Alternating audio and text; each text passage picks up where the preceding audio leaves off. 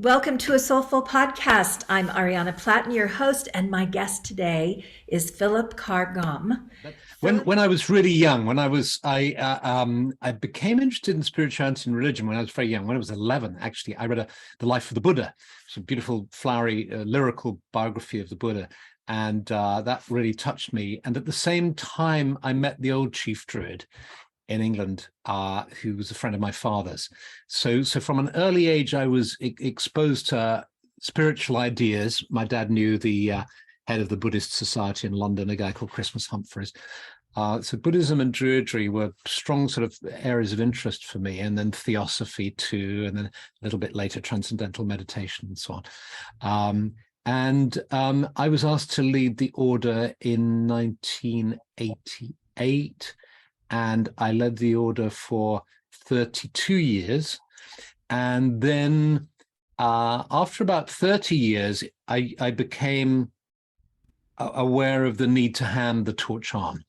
It was, you get just this sense of the ending of a cycle, time to hand it on. And so this is what I did a few years ago. And during the time that I was able to lead the order, it grew massively.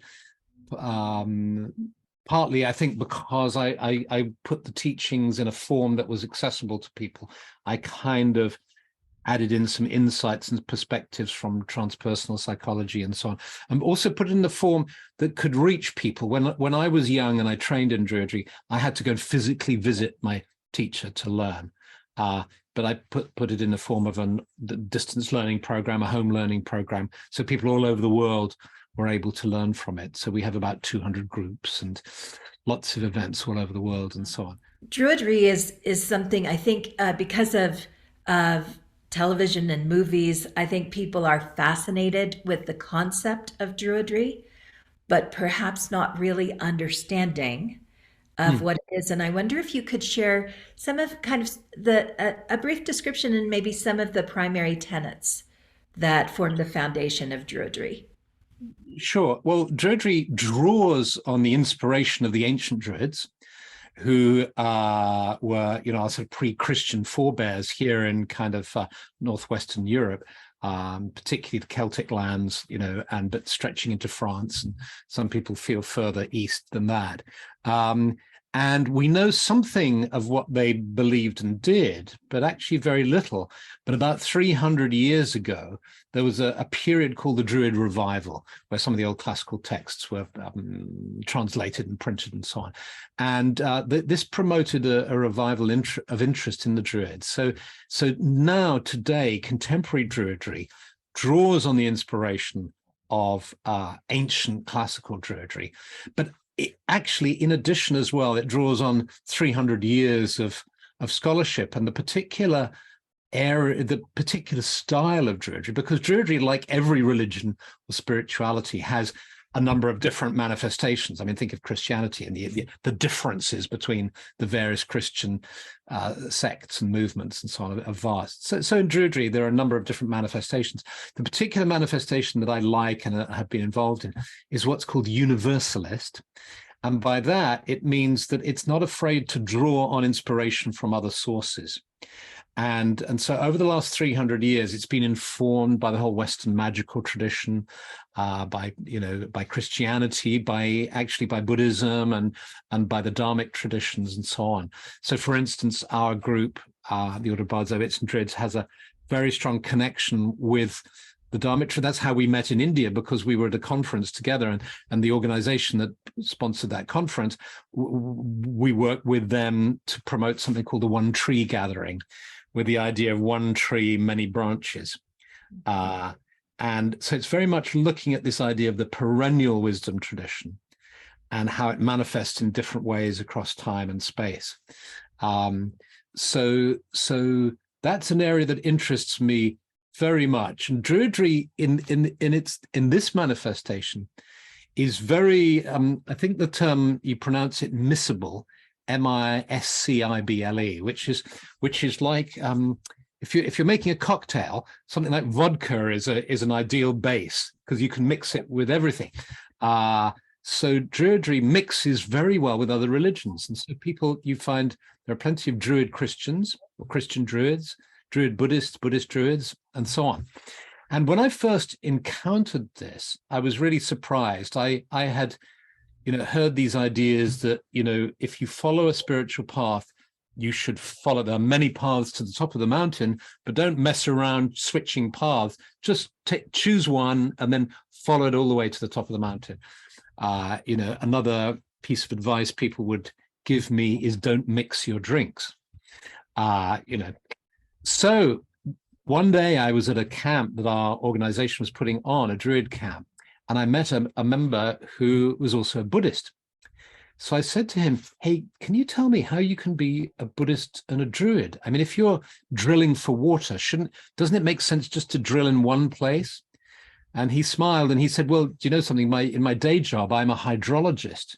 And I can tell you, you don't drill in one place. You drill in at least two places to find water, And I was recounting this story to a friend, and she had just been on a retreat with a Jesuit nun who did these wonderful spiritual retreats. And the nun during that retreat had talked about how she found that people who followed more than one spiritual path or combined perspectives often had a kind of deeper sense of the spiritual and more satisfaction from their spiritual quest. So that was a very interesting perspective for me. And I gave myself kind of more permission to wander. And for the last 10 years, well, probably 15 years, actually, I've been studying Jainism, which is one of the Dharmic traditions, which I find fascinating. And you might think, well, that's so different to Druidism, pre-Christian pagan Druidry and so on. But the reality is, if you have a number of perspectives, you get a better sense of whatever it is you're looking at. It's a bit like monocular. If you think of monocular vision, you have this issue that you're looking at, like, I don't know, what are we going to call it? Truth or reality or, certain existential questions. You can look at it in a monocular way, just one with one thing. But if you look at it from two different points of view, you immediately into binocular vision, which makes whatever you're looking at stand out more. And so that's the approach I like. I like to see myself as a universalist. I don't even particularly like the label Druid. If somebody introduces me and they said, oh, here's Philip, he's a Druid. It's like, I'm okay with that. But I feel it's so limiting, because actually we're all human beings on the quest, and we take different perspectives over time and study in different ways and so on. I was looking at your website and I wrote it down. The quote at the top of your website says, seek the truth and run from those who claim to have found it. I love that. You're speaking the language of my heart, Philip. In those people who know me well know that I've had a beautiful opportunity to travel through many faiths and continue to do that, continue to learn. When you talk about that core vision, and I think about what for me I would say is the identification of cosmic law. When you look across many faiths, you begin to see the kind of the threads that weave through everything that are, these are the things that you can probably count on as having some value for how you live your life. Ways that the universe works, ways that we interact with each other, things that we value. We value our parents, we value our children, we value some level of trust with one another, things like that are common goals and objectives of faiths across many religious platforms. So I love hearing what you're saying, and I also feel like there's for me, religion is spirituality kind of seats us in our humanity and our interconnection. And the thing that I do love about Druidry and other forms of paganism is the deep connection to nature, and the understanding that we are not separate from all of those other life forms. And I wonder if you could talk a little bit about that. And also, one other thing that I want to ask you about that will kind of tie into that is that here in the United States, we think a lot about the indigenous cultures, and we're doing a lot of repair work because of the colonization of this country and so forth. In in England, Druidry is part of the indigenous cultural base. I'd also like to know if there's ever been a break there, or if it, you know, if you're experiencing something similar to us, or it kind of all blends. Yes, there is something, we're very lucky to be in these lands where, it's kind of written in the landscape, just near here, just 10 minutes away, I have a great big chalk god figure that's carved into the landscape, the Long Man of Wilmington. There are two god figures in the chalk in the south part of England, the Cerne Abbas giant and the Long Man of Wilmington, and horses in the landscape as well, and of course the stone circles and so on. And on the whole, there's the work of the last 30 or 40 years has been, to begin with, it felt like one of the agendas that I suppose that I was aware of from the spirit world, if you like, or some sort of imperative, was around helping people, encouraging people to remember themselves and their pre-Christian heritage. It was as if, the sort of cultural tree, the roots in the soil are pre-Christian and Druidic, and people needed kind of to learn about that and to connect with those. Rather interestingly enough, after about 25 years of that, it started to change, or to include also the trunk, in as much as when I talked to young people, their Christian heritage they were unaware of as well, because the census has recently been published in England, the last year's census, and Christianity is on the decline in Britain, and kind of the younger generation don't really have any contact with Christianity either. So these wonderful, we're blessed by wonderful old churches as well, which are full of history and stories and all the rest of it, and they're unaware of that too. So strangely enough, the task has kind of grown in a strange way. But there is, luckily, in a way, certainly in Britain, it's a secular society predominantly, and there's very little anti-Druid prejudice, or there's very little. I think there's a very tolerant atmosphere, culture. I've only come across one instance in the last 35 years of prejudice. Otherwise, people are rather interested and keen. It's like a part of British culture and Irish culture, and people just respect it and are interested in it. So I think it's a very different situation to in the States. But the other difference is, in terms of comparison with native traditions in the States, is for here, there wasn't a continuous practice.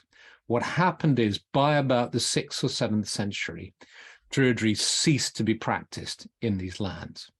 Instead, it kind of went underground and it filtered out in all sorts of ways. But it was revived 300 years ago. And so it's not the same thing as tribal cultures which have been repressed. It really isn't. So you can't make the comparison there. So does that answers? That does.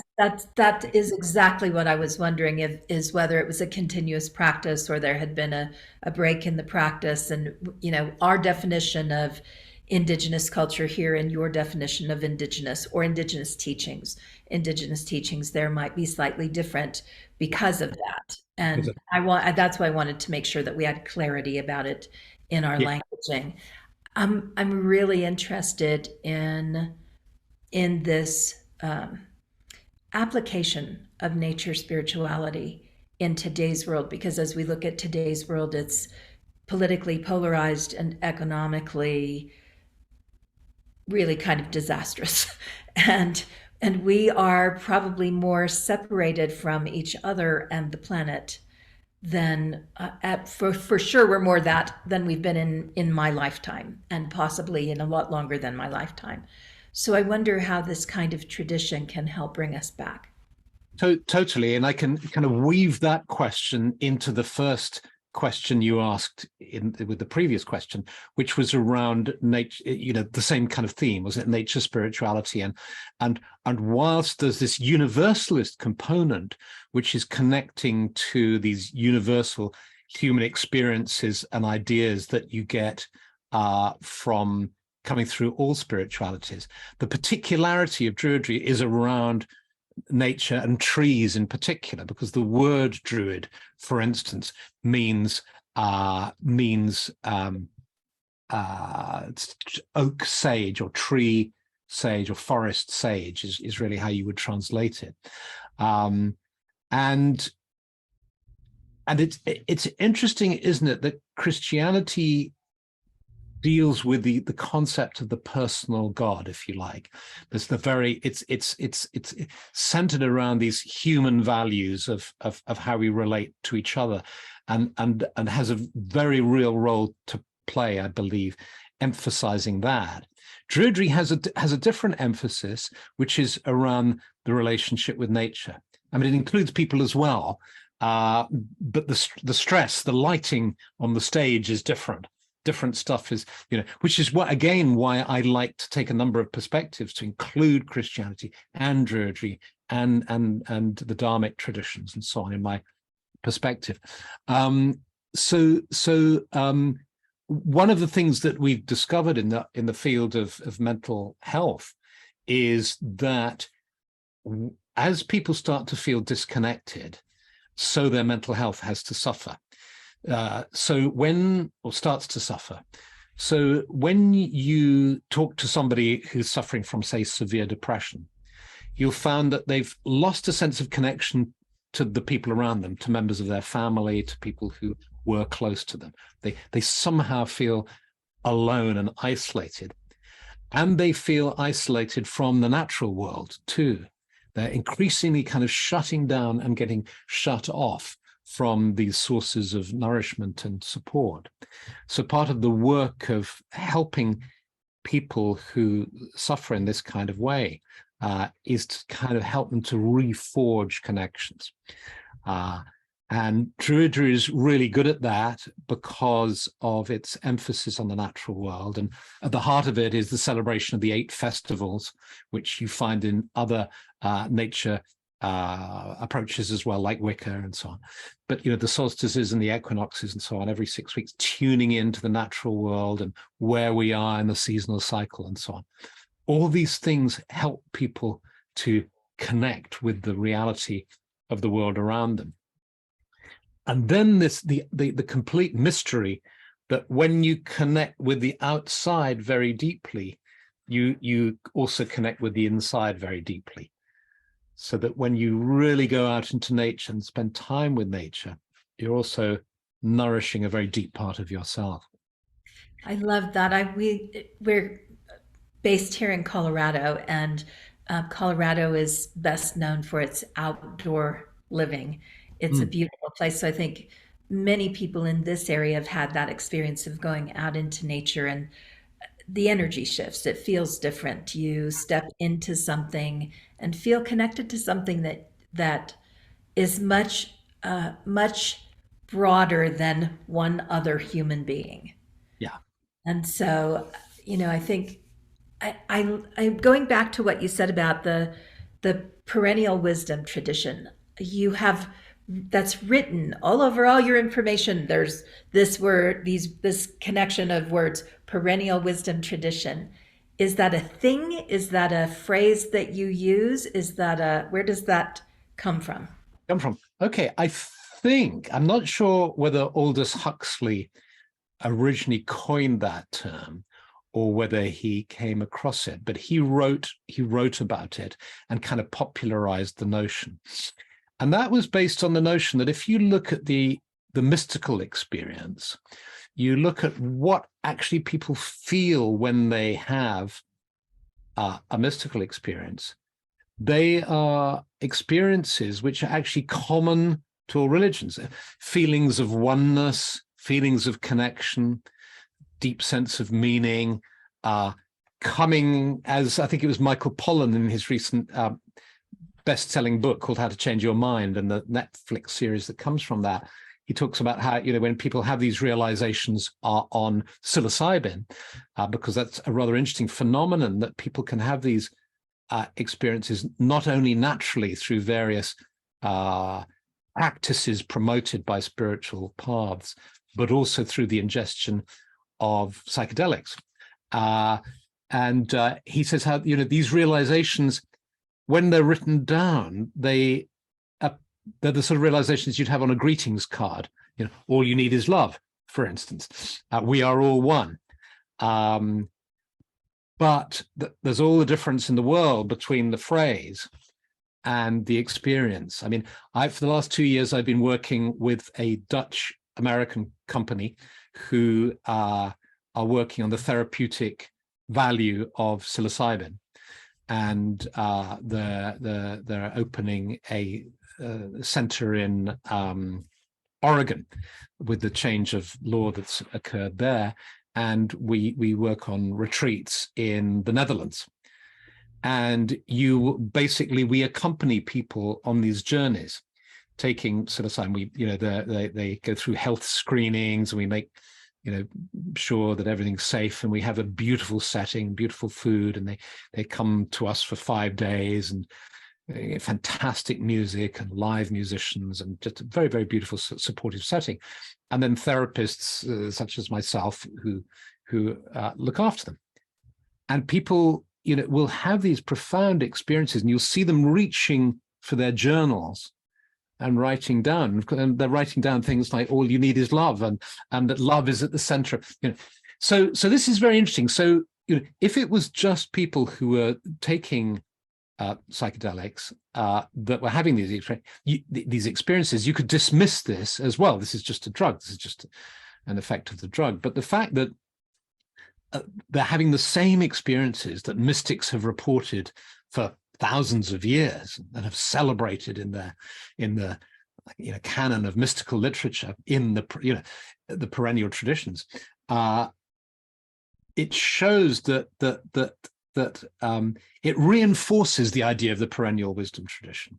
And of course, it's interesting that Aldous Huxley promoted it, because he himself, of course, wrote The Doors of Perception, where he had his experiences on mescaline.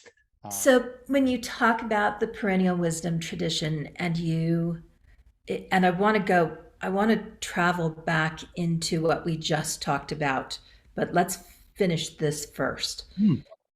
When you talk about the perennial wisdom tradition as an opportunity to combine paths, so I'm trying to figure out how to formulate this question. When I was coming up through my religious training, I went from Catholicism into a period of exploration, and I started that. I had a priest tell me I couldn't walk up on the altar because I was a woman when I was 11 years old, and so that set me on a very different path.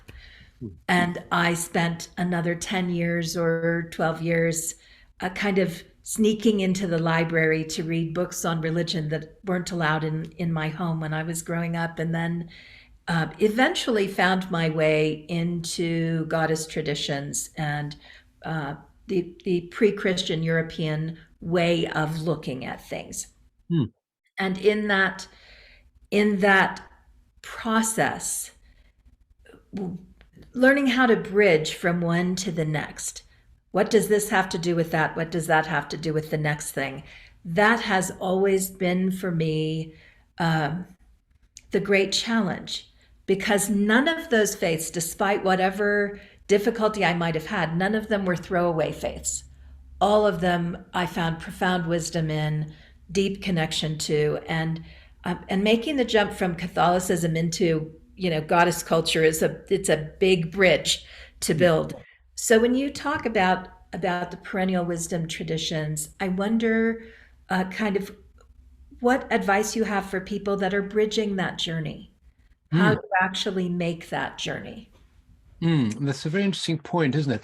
I mean, in the Jain tradition, they have I've forgotten the the term. They use Prakrit rather than Sanskrit, so it's a Prakrit term for this phenomenon or this idea, which is, it's like a sort of a ladder of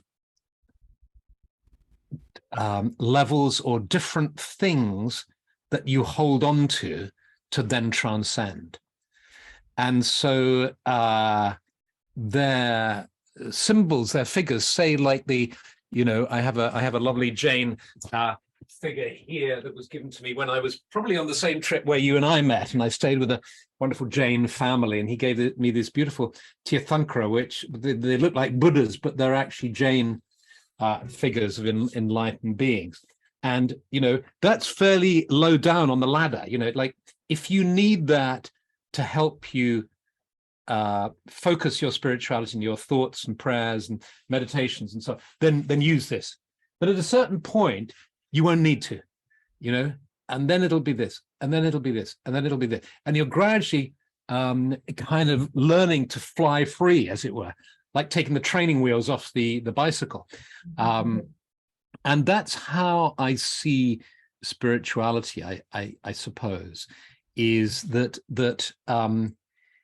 the different clothings, which is why it's so interesting doing this work, with psilocybin in the Netherlands, is because you see people having the kind of, I don't know if the word pure experience is the right word, but the key, the essential experience of mystical insight, without the need for it. They're not having a Druid experience, they're not having a Christian experience, they're having the experience itself.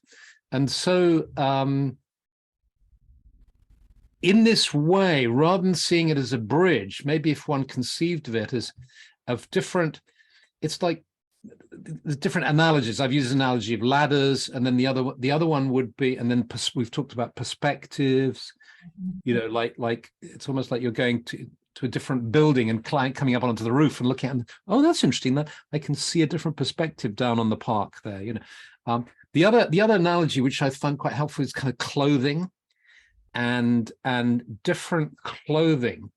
It's like there's this sort of pure, the way I see it is that these pure experiences and truths, the greetings card truths, Yeah. love is at the heart of all, and we are all one.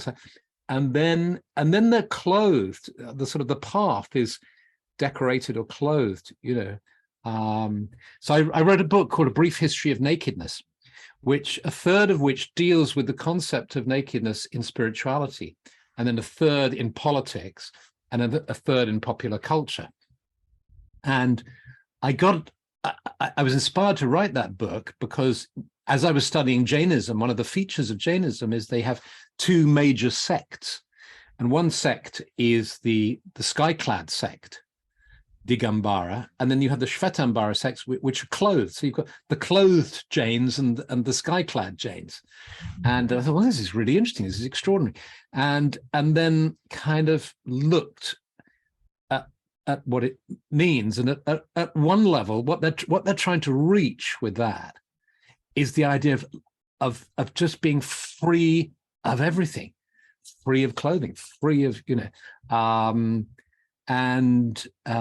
so it's been a roundabout way of answering your question around bridges, but Yeah, I love the analogies you use. The one I use most often is language, that there are certain languages that when you hear them in your ear, they're very uncomfortable. They're harsh, or they're difficult for you to understand, or just the way they're spoken sometimes can push you away. And other languages are so fluid and beautiful to your particular ear that you would listen to someone speak to you with no ability to comprehend what they were saying. yeah, Because the language is so beautiful. What I love about kind of traveling from one religion to the next is that finding that rung on the ladder is so often, first of all, finding the language, the next language for the holy that is beautiful to your ear and gives you a different perspective. And so the message could be the same across several languages. We could be saying the same thing. So it's not really about finding the truth in this versus the untruth in that, at least for me. It's very much about following where my heart feels beauty and comfort and guidance, and sometimes those pieces look very different. Absolutely, I think that's true, which is why that the sort of concept of the one true faith is kind of problematic, and and that's where the universalist approach comes in. I think your use of language, that's a very good one, because the other aspect of that, I think, is finding the bits that speak to you in a romantic and that fire your inspiration and your sort of spiritual aspirations. Then there's the rather interesting thing when you bump into the problems, when you find, because there's a whole level of pathology in religion and spirituality, which, you know, when people first encounter it, they want to run 100 miles because it's just awful, you know. And in its most extreme, of course, you have the abuses in the priesthoods and so on. But I'm talking not so much that in this case as about strange distortions. Well, I suppose I am actually. I'm talking about the whole range, which is why if you think about, you know, those documentaries, there's a whole genre of them now, Wild Wild Country, about the Osho movement, a fantastic series of films. There's a number of films about looking at spirituality, cults and so on, and the things that went wrong. And I think we can learn such a lot from that as well. And then that's in the most extreme sense, but at a more sort of subtle way. I think what happens is when you, I don't know if this has happened for you, but I fall in love with a particular approach, say Jainism, for instance. And I think, oh, wow, this is wonderful. It absolutely speaks to me. And I plunge in and I read loads of books. And, you know, I used to visit Jain nuns in London and learn from them and all the rest of that. And then to begin with, just like falling in love, you know, when you first fall in love and you notice something that you don't like about the person you've fallen in love with, and you kind of deliberately ignore it. There's a part of you that says, "Oh, whoops, they've got a bit of a temper," or you know, but you put it down, but a part of you kind of knows, and then later on you say, "Well, let me just look at that now. I'll look at." Same thing with every. There are limitations in all of them. There are bits that maybe don't suit you, or you think another religion does better, and that's again where universalism comes in. Because some religions do some things better. Like, I don't know, like take me. I love Christian music. I mean, I love Bach, and you know the music that has come out of Christianity is extraordinary. Poetry, the poetry that's come out of Sufism, you know, is extraordinary. You know, and so on. Yeah, I agree with all of that, and I think having had the luxury of traveling quite a bit and kind of immersing myself for short periods of time in different cultures, it becomes really obvious when you do some travel that religions are emerging from cultures, and that cultures have particular practices that get threaded into the fabric of different religions. And if you haven't been there, you don't understand what was going on. In Christianity itself, if you travel deep into the story of what was happening around Roman invasion and all of that stuff, you understand the teaching so much more. They, you know, things start to make sense that don't necessarily make sense when you're just opening up the Bible and reading something. Yeah, totally. And that's true, I think, with every religion, that they all come out of a particular tradition or particular cultural traditions and practices. So one of the things that I've found to be true is it's necessary for me to do a little history work to understand the historical implications when I run into those hard spots with religions that I don't understand. How could you possibly believe that? Yeah. Well, if you go back into what was going on in the country, you might find out. That's right. That's right. I was having a conversation like this with a lovely chap called Sean O'Leary, who runs a church in Palo Alto, and he was originally a Catholic priest, and then he parted company with the Catholic Church and has set up his own church. And he's a really interesting guy. And we had a great talk. And he came up with an interesting analogy around drilling for water again, is that, you get down to the pure source, and it's the pure water, it's the pure experience, if you like. And then it comes up, through geological layers.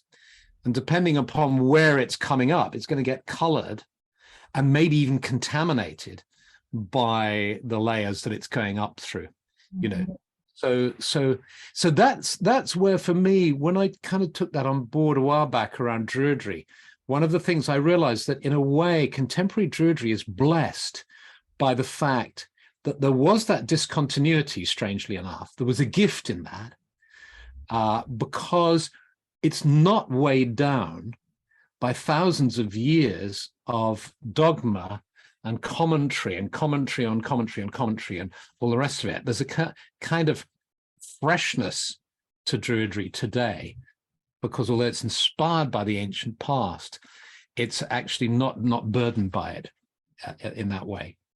Yeah, I love that. And that, when you talk about perennial wisdom tradition, that kind of coming down to the pure underlayer, that's what that sounds like to me. Yeah. That we're really talking about, there is an undercurrent of the holy that underlies all of these faith traditions. Yeah. And we get down into the common stream, into that stream of consciousness, then we start to find the things across all faiths that connect us. Yeah. And if you look at, from your part of the world, if you look at the New England transcendentalists, Thoreau and Emerson and so on, I think Emerson coined a term which was undersong. And it's a great term, because it's like this idea that, so he was talking about it personally, there's a sort of song within us that wants to come up to the surface and to be sung out. And, the task is to find the undersong within you. But you could apply that idea as well to exactly this, the sort of the undersong of in the spiritual world that wants to just come out and express itself. Really beautiful concept. So let's roll back now a little bit into the work that you're doing with psilocybin and psychedelics.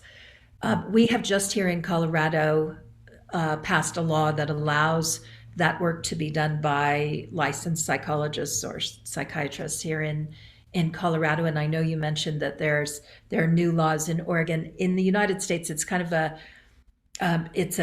it's a slippery slope a little bit, I think. We're not quite to the point where we really understand what the long-term implications are, but there is an access point through that use to that, through the use of those chemicals, those natural chemicals, to that universal voice or universal river that we're talking about. First of all, what are the cautions for people that are thinking about doing that work? What are the cautions you would provide them with? Sure. Well, the first thing to be cautious about is the fact that they can trigger psychosis. I mean, they're extremely powerful. And the reason why, I mean, when 50 years ago, when Leary and Richard Alpert, who became the wonderful spiritual teacher Ram Dass, were advocating its use, they were blown away by the fact that it was so effective in dealing with people with psychological problems. They worked with recidivism, with returning to prison, and found that if they could administer these drugs to people, they didn't go back to prison so often. With alcoholism, with all sorts of things. But they became overly enthusiastic, I think would be the way to, and advocated it, widely. And so it kind of got out of hand. And one of the things that is interesting about the current psychedelic renaissance 50 years later is that that it's now being advocated on the whole by very responsible people, very interesting.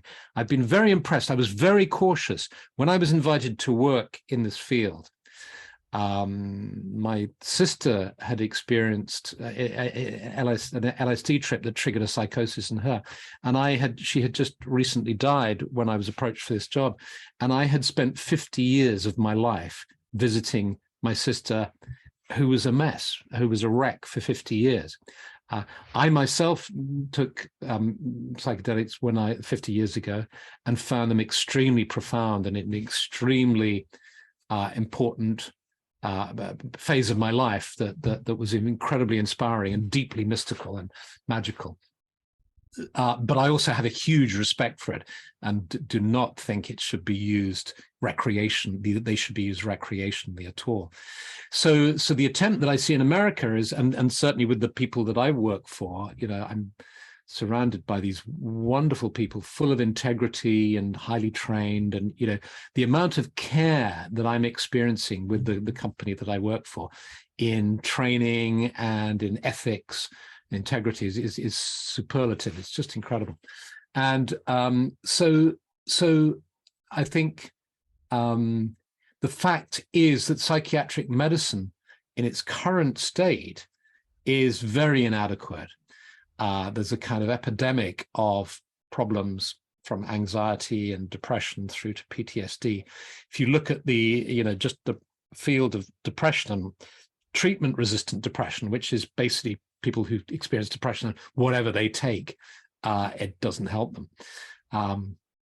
The huge limitations that current medication has, and the huge potential for change, for positive effect, it's certainly worth pursuing. And what I hope is that the trajectory that the Biden administration has said that they would like to see psilocybin available for use therapeutically throughout the whole of the United States. And Colorado and Oregon are just, the kind of first in line. I think Oregon was the first in line, and Colorado's, coming. And we just have to hope that the framework and the regulations and the training, so I've been involved in the training program of this institute that I work for, and so on, is adequate. I certainly hope so, and then I think it will be able to do a lot of good for people. What people? So what is the kind of thing that what would bring you to this kind of treatment?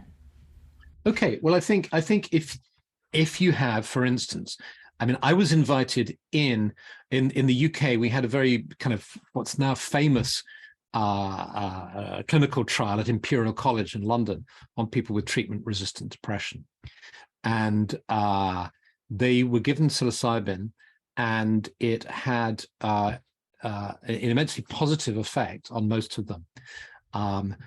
But, and here's the key but, after they've had this tremendous relief of symptoms and insights, transformative kind of experiences, they then drop back into the same relationship, the same house, the same job, and if you're not careful, they relapse.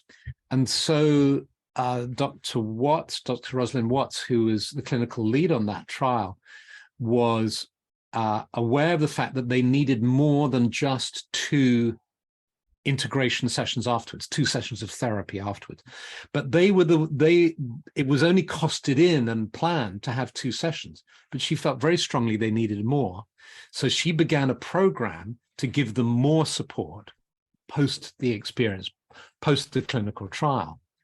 And the company, the Synthesis Institute, said that they would take on this work of supporting the participants.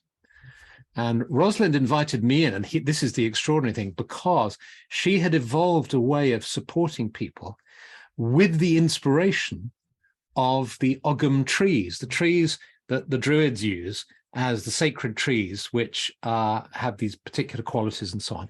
And Rosalind had developed a way of working with those trees in meditation and various exercises to carry on supporting them.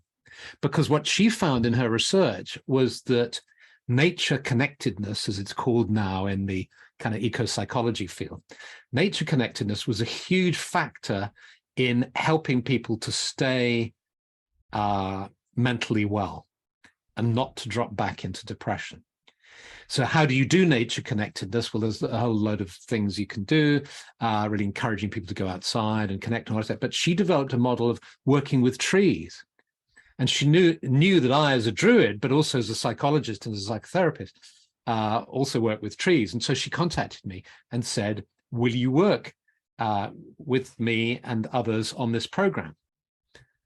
And as I said, I was cautious because of my own personal experience with my sister and knowing that these drugs can precipitate or trigger or help. It's always a moot question. Was this going to happen to this person anyway? Maybe would some other kind of experience just tip them, or was it the drug itself that tipped them?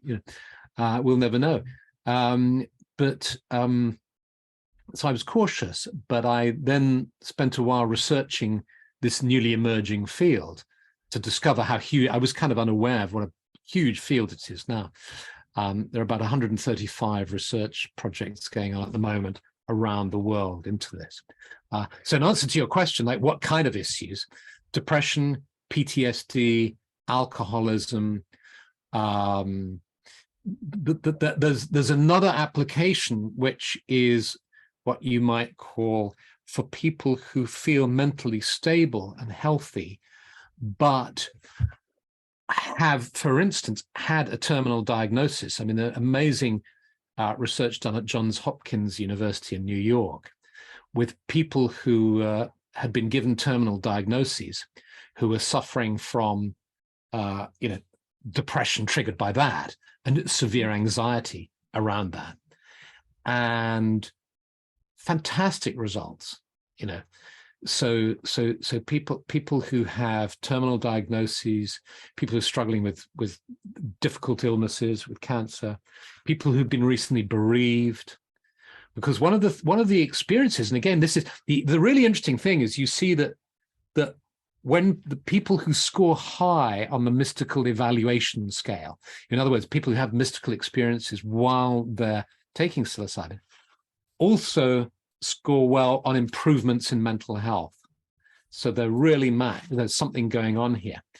Because one of the core experiences you have with the mystical experiences is you're no longer afraid of death. You somehow connect to a level of identity beyond the identity of your physical body and your current incarnation, as we might put it. You connect to a level of being where the thought that you're going to die is no longer terrifying or upsetting. Because there's something eternal that comes after that. Yeah, you connect. I mean, for me, what happened when I took LSD was that I experienced eternity and infinity. I mean, I just sat there and seemed to be immersed in an experience of union with all being, infinite love, and an experience of eternity and infinity. I love that what you're alluding to is it really is the connection between nature, our human experience, and our eternal self, our connection that really is the foundation of everything being one. That eternal field that we all kind of emerge from, come from, go back to. If you believe in reincarnation like I do, then you go back several times. That's right. All of these pieces that we've talked about today, Philip, tie together. They tie together through the concept that little by little we're finding our way through what have been very firm boundaries between things. You're part of this faith or you're part of this faith. You're connected to nature, you are nature, or you're connected to nature, or you have dominion over nature. These different perspectives. And the idea that nature provides us with some very natural tools that we can use to bring ourselves back to a place of deeper mental health, and an expansion in our mental health, and at the same time an expansion to the way we're connected with each other, with nature, with the holy, the God of your knowing, however you perceive that. So it feels like this conversation has had a very full and round coming together, and I'm just so grateful for your time, for the amazing work that you've been doing in the world for so long. And how will people find you if they'd like to get in touch with you? What's the best way to find more about the work that you're doing in the world? Sure. Well, one of the advantages of having a weird name is that there's only one of me with that name on. My dad was a writer, and he got annoyed with the Gomm thing because people don't know how to pronounce it, or they, it's unusual, and so he dropped it off. And I said to him, if you just use the name Carr, you'll get confused with other people. So Carr-Gomm. So Philip Carr-Gomm. If you Google it, you get straight to my website. And the links are all in the website, and it's on Instagram. I have a YouTube channel. Every Monday evening at 8 o'clock in the evening, I do something called Tea with a Druid, where we just have a cup of tea together and I chat for 10 minutes. And when we have a 10-minute meditation, or I have guests,